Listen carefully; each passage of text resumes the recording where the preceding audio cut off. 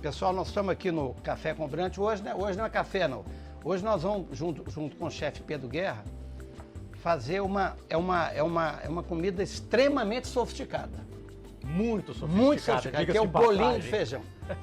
Que é o bolinho de feijão. Então a gente está fazendo aqui no Buffet Gastrô. Ateliê Gastrô do Pedro Guerra. Isso. Tentando fazer então essa receita que já foi dominante aqui em Belo Horizonte. Principalmente nos bares de Belo Horizonte. Não havia um bar de Belo Horizonte que não tivesse o bolinho de feijão feito na hora. Uhum. Infelizmente hoje sumiu. Desapareceu. E o segredo Não sei por quê. Feito na hora. Feito na hora. Aí feito na hora. Essa coisa do bolinho de feijão. Deixou lá na vitrine, não é o ideal. Então nós estamos aqui fazendo uma das etapas cruciais aqui, que é colocar pimenta. Né? Vou colocar aqui um pouquinho.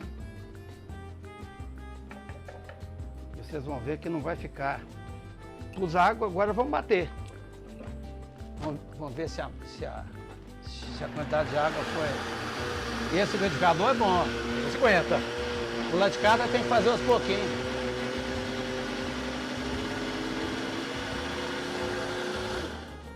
Vamos dar uma mexida nele. Dá uma mexidinha. Uma colher.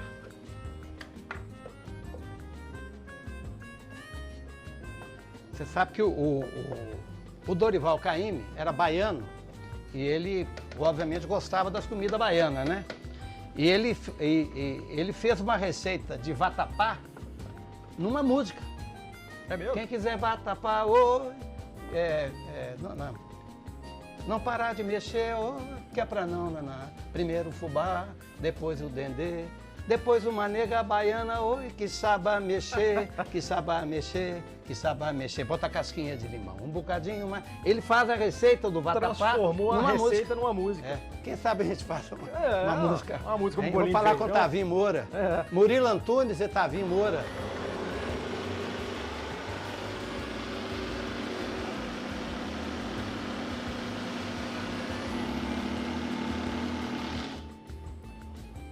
Vamos ver como é que ficou. Tá chegando o ponto, Vamos ver como é que ficou. Eu acho que pode botar mais um pouquinho. pouco de feijão, né? Um pouco de feijão.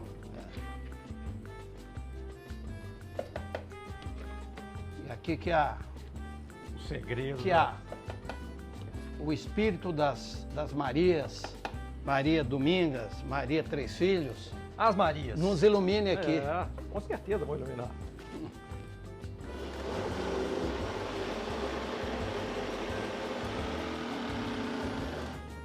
Acho que agora vai ficar bom. Vamos dar uma misturada. Dá uma aqui, misturada. desce.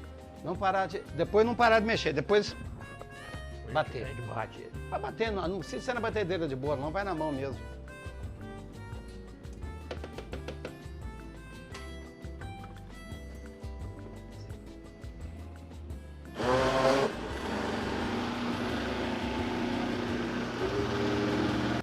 Acho que agora tá ficando bom. Você vê que é simples. Sabe onde é que tem um? Me passa essa travessa Pronto. aí e esses dois, a colher de pau e o fouet. E aí nós vamos bater. Enquanto isso, o Pedro conta a história dele aqui. E aí bater é o seguinte, pode bater, quanto mais bater, melhor. Ele fica mais fofo, não fica gordurento. Isso é um prato leve. Dá Leve. nele, que aerou, ele fica no ponto certinho.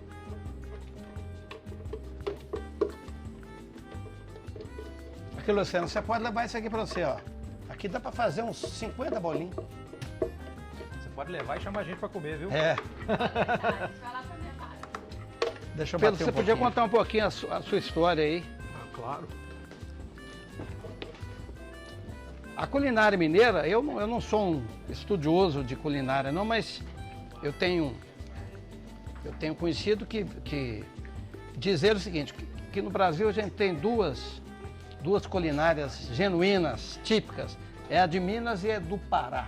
É isso, é verdade? É a paraense. Bom. E tem um pouco a baiana, né? Tem. Eu escutei uma pessoa me falar uns dias atrás que na realidade são duas cozinhas que tem no Brasil.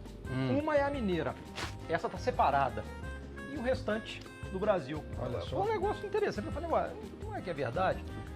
Então essa coisa da comida mineira desperta muito memória da gente quando a gente era muito pequeno, criança. Minha avó fazia isso, meu avô, meu pai. Você contando a sua história do bolinho de feijão lá de Diamantina. Então a cozinha mineira é uma coisa assim espetacular e tem que ser levantada e colocada no lugar onde ela merece estar. Então é uma coisa bem interessante. Da cozinha, eu acho que a história de todo cozinheiro, ela tem algumas semelhanças. A gente começa vendo as nossas mães, as nossas avós cozinhando. As minhas memórias são assim, de fogão pequenininho, eu vendo minha avó por parte de mãe e meu avô por parte de pai cozinhando. Depois você passa um tempo, aquilo meio que some, depois volta. E foi exatamente o que aconteceu. A minha voltou assim, uma coisa até um estranho, porque eu não sabia fazer nada. Falei, eu estou gostando disso. E aí fui estudar, fui aprender. E já tem alguns anos de estrada de cozinha. E é uma coisa que é uma terapia. Para quem gosta, cozinha é uma terapia. E tem uma coisa de você valorizar a comida, quer dizer, a comida é fundamental para a subsistência, mas é muito mais do que isso. Claro. É muito mais do que isso. Então, essa coisa de comer com vagar, né, com serenidade, aquela coisa... Porque a sociedade hoje é muito frenética. Né? Você chega e come rapidinho para ir embora. Self-service, eu não gosto de self-service, com todo o respeito. Claro que é uma coisa prática, mas essa coisa de comer com calma, né? Esse é um movimento que está voltando, assim, já tem algum tempo. Você ir devagar. Na Espanha tem a cesta, você come devagar, depois vai descansar. Tem esse movimento da gente comendo, apreciando. É um batedor de arame. Ah, é? É assim mesmo? Isso. Bate assim. Isso é para aerar a massa, para ela ficar mais leve, absorver menos gordura, né? Aí ela incha sozinha, sem precisar de fermento, sem nada, porque ela está aerada, né? E você faz um pouquinho de atividade física, queima um pouquinho de caloria também. Um pouquinho? Não, queima bastante. Isso aqui. Isso aí é um bom exercício. Eu acho que já dá pra gente. É claro que pode bater mais, né? Sim, nós vamos batendo, nós vamos conversando, fritando, batendo. A gente pode fritar um pouquinho só para ver Vamos, sim. Para testar o tempero. Claro. Testar o tempero. E aí você pode variar um pouquinho mais de pimenta, um pouquinho mais. Aí é muito subjetivo, né?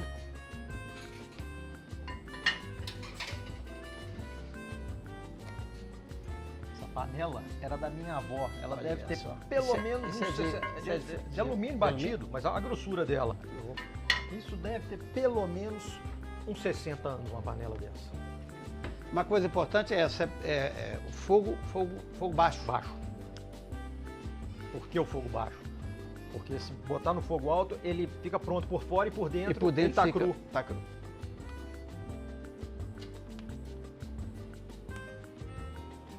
Tem o Márcio Borges, um dos parceiros do Bituca, do Milton, escreveu um livro sobre o Clube da Esquina, chama Os Sonhos Não Envelhecem, que é muito bom. Conta um pouco a história na visão do Marcinho, que foi um dos protagonistas, né, do movimento. E ele pediu o prefácio para o Caetano Veloso. Caetano Veloso é um brilhante, inteligente, poeta, escreve muito bem, e é baiano. E o baiano tem mil virtudes, mas é muito vaidoso, é muito bairrista, né? O baiano acha que a Bahia é o centro do mundo. Do universo. E ele escreveu um prefácio em homenagem ao Clube da Esquina que é sensacional. E é insuspeito. Ele fala que o movimento do Clube da Esquina foi um dos momentos mais importantes da história da música mundial. Por vários motivos. Então ele fala, por exemplo, da profundidade das letras das músicas, da harmonia. Ele fala de uma característica da cultura mineira, e eu acho que ele é insuspeito, porque o baiano é um pouco bairrista. Ele fala o seguinte: em Minas Gerais tem uma coisa que nenhum lugar tem. As coisas são feitas com muito cuidado e com muita profundidade. Então ele dá um exemplo. Falou assim: eu venho a Belo Horizonte, disse o Caetano dizendo, e vou num bar e tá lá o o moço tocando violão. E lá na Bahia também. Lá na Bahia, eu percebo o seguinte, ele está tocando, ele toca 3 acordes no violão, um bom ritmo, e as pessoas adoram, e é bom mesmo, e é bom. Em Belo Horizonte, se você for num bar e o cara está tocando, ele faz, naquela mesma música que lá na Bahia o sujeito faz 3 acordes, ele faz 50 acordes. Faz harmonia. E mesmo que as pessoas ali não estejam nem prestando atenção. E aí ele conclui esse texto dele, que isso vale para a culinária, para a cultura mineira em geral. Ele fala o seguinte, ele conclui a última frase do prefácio dele, que fala o seguinte: em Minas, o tempero entranha e o caldo engrossa. Resumiu. O tempero entranha e o caldo engrossa. Pronto. Que é um pouco essa coisa de fazer bem feito. Né? Exatamente. Fazer direito. Se demorar 30 minutos, que demora 30 minutos. Se demorar 1 hora, demora 1 hora. Mas faça bem feito. Faça bem feito. E a diferença de fazer bem feito e mal feito, ela é muito pequena. É pequena. Ela é muito Às vezes pequena. é um detalhe. É um detalhe. Então faça o bem feito e com certeza a gente não vai arrepender. Vamos ver se o... Deixa esquentar um pouquinho, né? Esquentar um pouquinho. Enquanto isso, mexe. Como dizia o... O Luciano já ajudou aqui, já deu uma mexida boa. Você mexeu aqui? Essa história que você falou que aqui em Minas o tempero entranha e o caldo engrossa, eu identifiquei muito com isso, com uma história, com um papo que eu tive com um amigo meu, carioca, empresário, bem sucedido. Ele falando que tinha dificuldade de fazer negócio em Minas, em Belo Horizonte, porque o mineiro era muito exigente, queria um aproveitamento dos seus negócios de 99%, ele não admitia errar.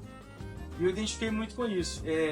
Eu sou um pouco perfeccionista. Quando ele me contou que ele queria ter 5 empresas e apurar 70% do resultado, mas faturar mais, né? E não se preocupava em ter perdas, assim, eu falei, eu não consigo trabalhar dessa forma, sabe? E com a minha experiência de publicidade em BH, hoje eu mexo com restaurante, é uma coisa que exige perfeccionismo mesmo. O cliente mineiro é exigente por causa dessa cultura nossa. E na publicidade, muita gente fala que Belo Horizonte é uma praça teste, né? Então tem tudo a ver com isso, com a exigência do mineiro. Eu acho que é cultural mesmo, né? Da gente querer qualidade em tudo, nos serviços, partindo aí da comida, disso tudo que você falou, para mim começou a fazer um pouco de sentido, mais ainda da nossa cultura, sabe? Uma coisa interessante, eu trabalhei muito tempo numa empresa japonesa e convivi muito com a cultura japonesa, né? Eles têm alguns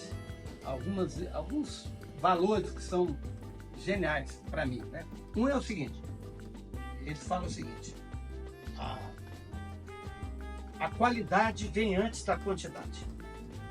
Você não tem que preocupar em aumentar a quantidade. Se você fizer mais qualidade, a quantidade vem.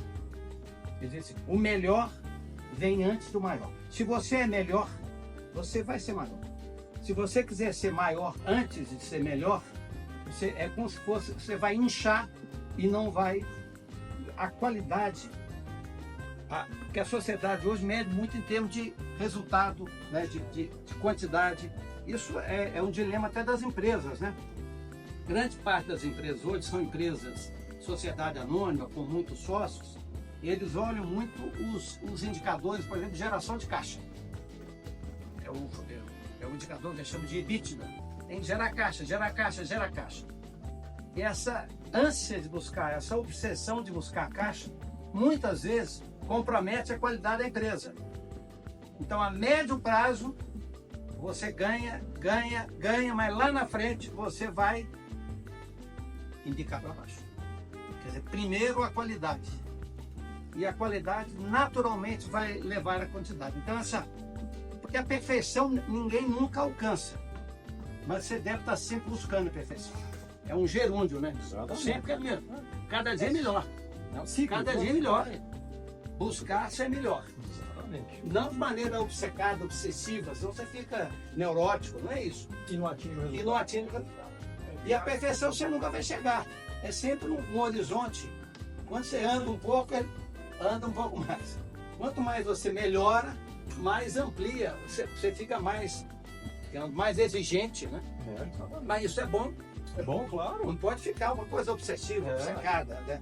Tem que ser uma coisa Neurótica, equilibrada. equilibrada, leve. E é uma coisa que os japoneses estão aí para poder mostrar, né? Então, e aí entra a questão dos processos, assim, por exemplo, você desenvolve um modelo, avança ali, faz os seus processos, né? Evolui em cada processo, chega numa padronização também que os americanos mostram aí pra gente, tanto que eles usam bem, até desenvolvendo mais equipamentos, né? Tecnologia, tudo que vem ajudando a ter qualidade no processo. Você desenvolve um modelo e por aí vai. Porque é o seguinte, não é bolão de feijão e nem bolo de feijão, é bolinho de feijão. Literalmente um bolinho. Bolinho. Bolinho não é só um adjetivo, não. Esse diminutivo carinhoso, ele tem a ver com o tamanho mesmo. Não pode ser bolão de feijão. Bolão de feijão é acarajé. Coisa. É outra coisa. Para você colocar camarão, é bom também. Como diz o mineiro, né? Bom também. Bom também. Mas aqui é o bolinho. Esse é o bolinho de feijão. Interessante, né? Que está soltou, colocando a gordura, ele já não agarra um no outro Drummond mais. de Andrade, hein? Paulo Mendes Campos, é igual Paulo Mendes Campos. Se você tivesse vindo aqui hoje, a gente ia resolver o seu problema do bolinho de feijão. Pronto. Estava resolvido. Se você bater mais ainda, ele fica fofo, né? Uhum. Mas ele tá fofo. Tá fofo. Tá bem fofo. É um tiragozinho fácil de fazer, É. barato pra caramba. Você compra o feijão fradinho no Mercado Central, você já compra ele picadinho e limpo, e descascado. E coloca de molho na água, põe na água. Durante 24 horas. E ele vai soltando uma espuma, que são gases, né? Ele vai expelindo isso e vai limpando a massa. A massa vai ficando clarinha, clarinha, clarinha. E você vai trocando a água de 3 em 3 horas. Troca a água, troca a água, troca a água. Aí o feijão fica macio. Pronto para você colocar no liquidificador. Coloca no liquidificador com um pouco de água, sal a gosto, pimenta essencial, tem que ter pimenta. Bate no liquidificador, a massa fica com essa consistência aqui. Depois você bate para aerar a massa. Quanto mais bater, melhor. Bater meia hora, 20 minutos. Aí a massa vai ficando levinha e aí você vai fritando em pequeninas porções com O óleo no em fogo médio. Médio ou brando, né? É.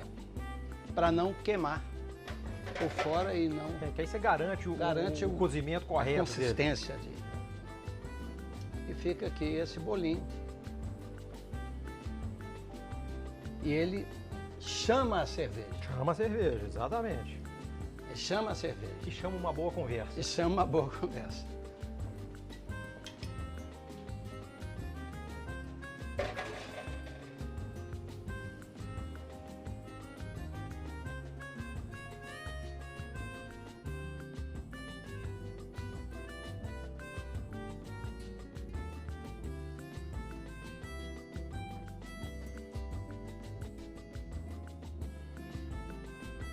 Estamos aqui com essa dupla imbatível, uma cerveja gelada, aliás uma tripla. Uma cerveja gelada, bolinho de feijão frito na hora e A companhia dos amigos. Saúde.